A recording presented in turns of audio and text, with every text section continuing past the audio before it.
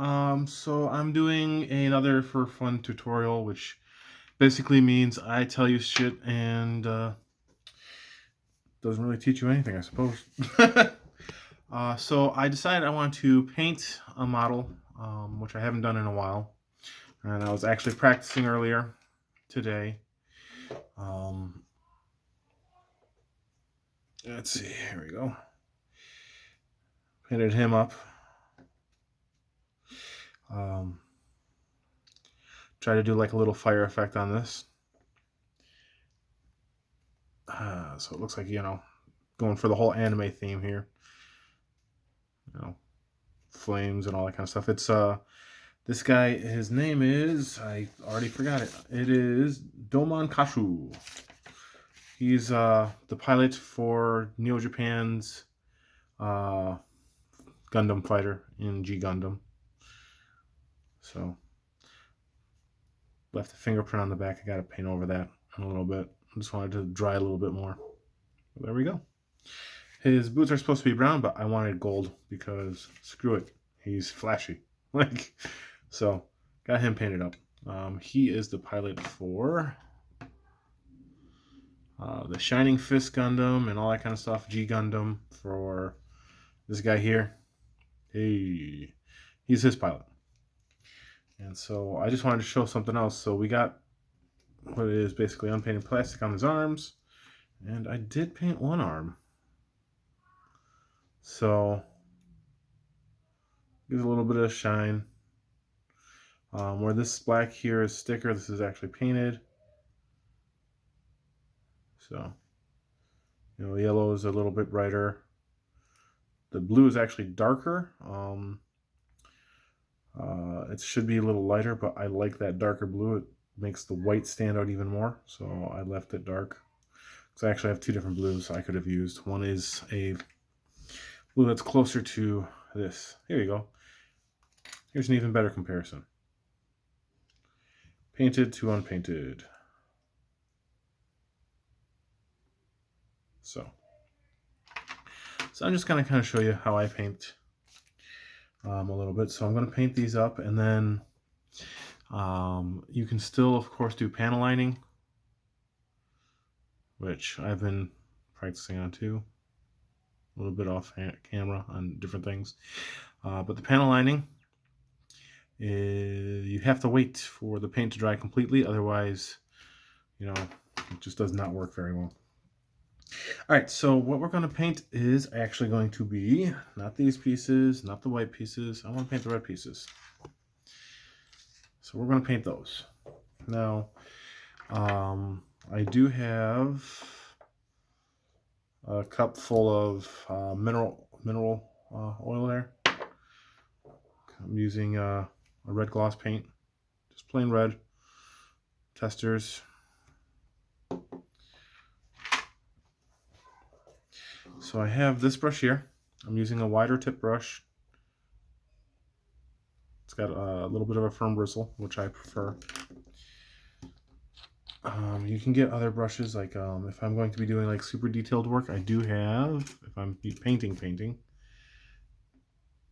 that I have one that's actually even smaller than that. I've got a single hair brush, not up here, because I just don't see a reason to have it, but I do have a single hair brush, which that's for when you want to, paint the line on a the bee's butt crack kind of deal.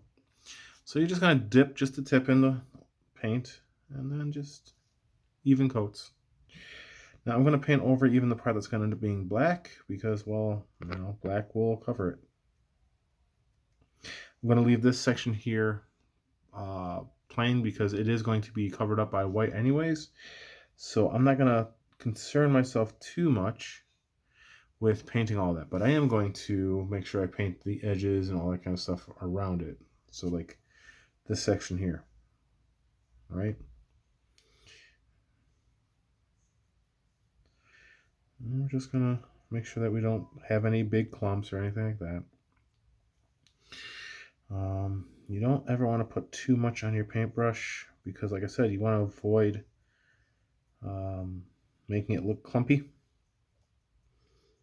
And you can always add another coat later if you really feel it's necessary, if it doesn't hold well. Another trick you can do is, I don't have any on hand, and I figured I was just kind of glossing it up with this paint more than anything else, is you can take and use primer on your pieces. And primer is like a base coat, right? So it'll make everything usually gray. I think you can get a white primer too, but usually you're going to find that it's gray. And then you take and you spray all the pieces with the primer. So I am going to paint the inside of the here because there is actually some, you can kind of see it, you'll see it better after, there you go. There is those that I'll have, I'll line later. So some paints take a little while to dry. I usually like to wait on these. I'll give these, a couple of hours easy after I paint everything. And then what I'll do is I will do what I call a tack test. And if I touch it and it's still kind of tacky, I'm going to leave it and let it finish drying up the rest of the way. And depending on weather, you can actually, making sure, let me see here. So you can actually end up having your pieces take longer to dry if it's humid outside. If it's hot outside, they might dry, and windy and all, you don't usually want to paint with a ton of wind blowing on you, but if it's, an exceptionally hot day, things might take a little quicker to dry. So yeah, there's a difference there too, as you can kind of see. Come on and focus, camera. There you go. So yeah, it just makes it a little bit, shinier.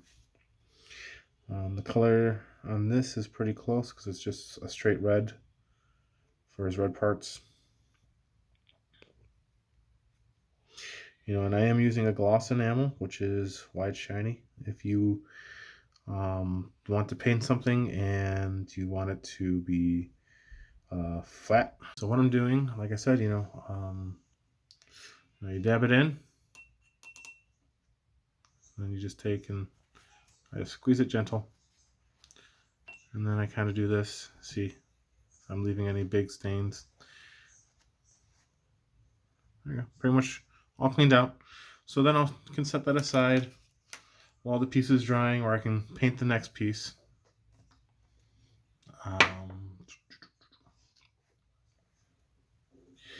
When you're not using your paints, make sure you close them up. You don't want them to dry out.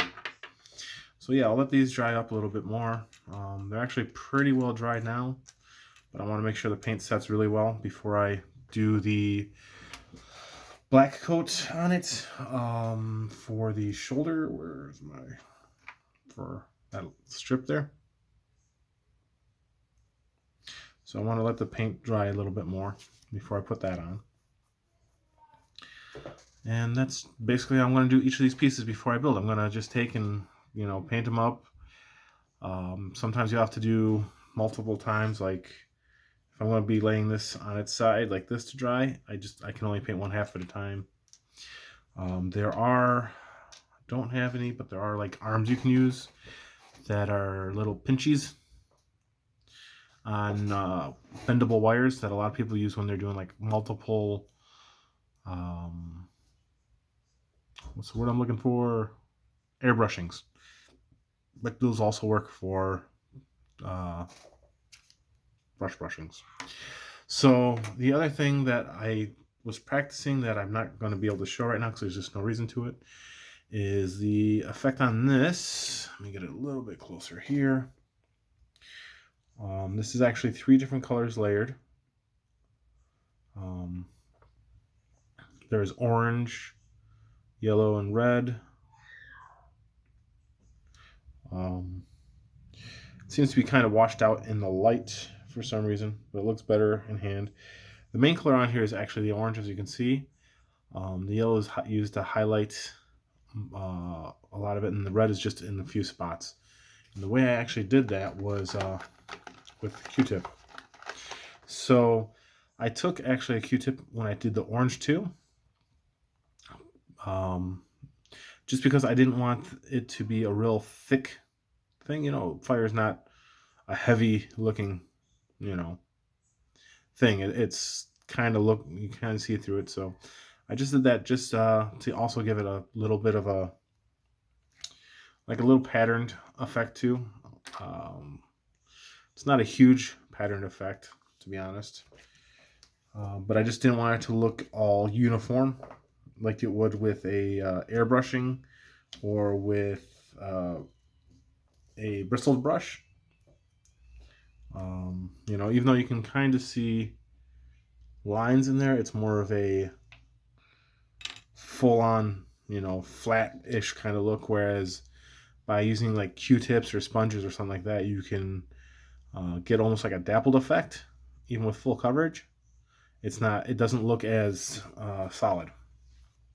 So I did the orange layer first, let that dry, and then I just used the yellow to highlight some of it. Like, so the orange is all one layer, and like there's a little bit of yellow in here, and like closer to the edges by where the orange is. And then as you get closer to the foot is actually where almost all the red is. So there's like red in here, all around the base of the foot. I've got a little bit of red on the outside. It actually looks really nice off camera. The colors are kind of washed out on camera, it looks like. But yeah, so there's some mistakes I made on this. I'm not afraid to admit that. There's actually a little bit of paint on his face that I managed to get a little bit off of using the mineral oils, but I don't want to completely wash off his face or his hair. So, but yeah. I'm waiting on the gold on his feet to completely dry, and then I'll take a panel lining marker to him actually to kind of do what I do with the shirt. But yeah, I quite like how it came out. I'm happy with it. I'm really happy with this. I think this looks absolutely gorgeous. I don't know if I'm going to paint every model I get, but I'm definitely painting this one. Yeah. So just want to say thanks for watching. You know, get out there and paint yourself. Let's see. It's actually kind of warm up in my office. So let's see how dry this is, right? So I'm going to take this marker and I have to this thing here.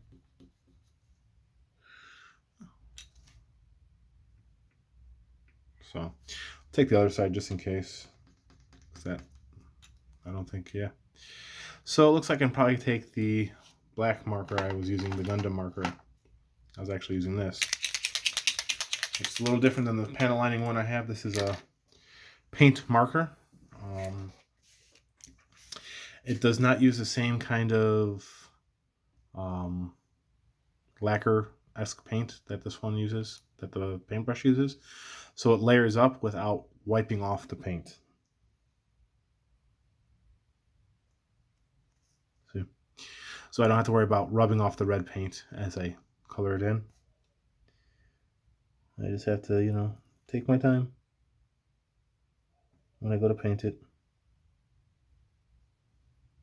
so I don't have to fix any huge errors.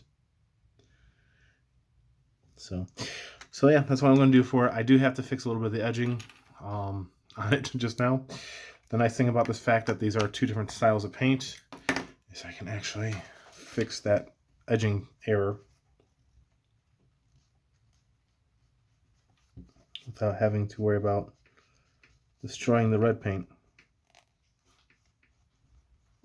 So I'll have to touch it up a little bit later with the red over that. But yeah, because it's two different paints, they layer up really well. But yeah, that's it. I'm going to finish painting the pieces offline, and then I will be putting together the arm build video for this guy. So thanks. We'll see you around.